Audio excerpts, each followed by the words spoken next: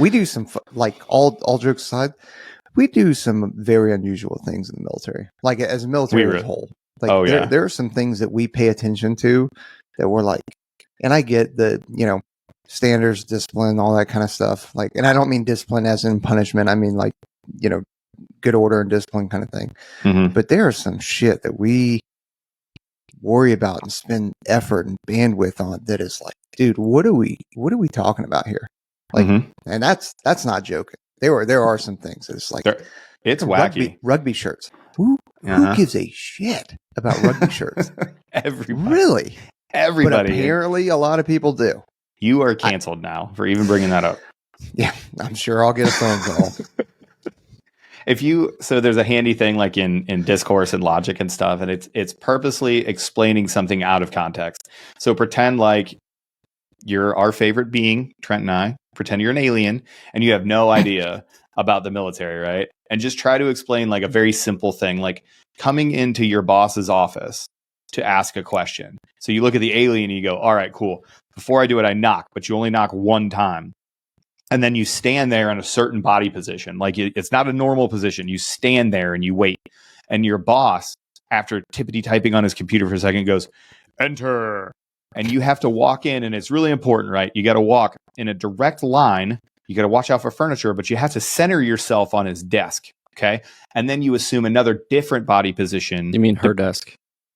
Her desk. And then you assume a different body position. Right. So sometimes it's hands behind the back. Sometimes it's like this locked up straight thing. But then there are magic words that they can say and they can make you change your body position. Like if they say parade rest, you're allowed to take a different body position. And these magic words that they have, you just do them. The alien would be like, what the shit are you talking about? Like you can't just poke your head in and be like, hey, boss, can we release these guys for the day? Nope. You can't. You got to do a whole thing. And by the way, that's just a normal day of work. There are whole, like, God forbid you go before a promotion board and the alien would be like, a what? You're doing what? Yeah. Fantastic. But you're right. There's tons of stuff that we do that if you just had no context and you had somebody explain it to you, you'd be like, why do you do that? And we're like, I don't know. It's just what we do. So you know who's in charge. You got to know who's in charge. So, right. Another reason not to be an enlisted person, especially. Oh, man. Yeah, we haven't even covered that. We already covered why not to be an officer, but enlisted? The worst. Sweating everywhere. Just sweaties. I love that I hadn't heard the term sweaties before I went to Arctic Survival School, so this is a lifetime ago. But we were there with a bunch of officers that did not want to go, and it was me and my best friend. I think we were E4s at the time, so E4 Mafia stand up. So we were there, and no kidding, we did everything for the camp.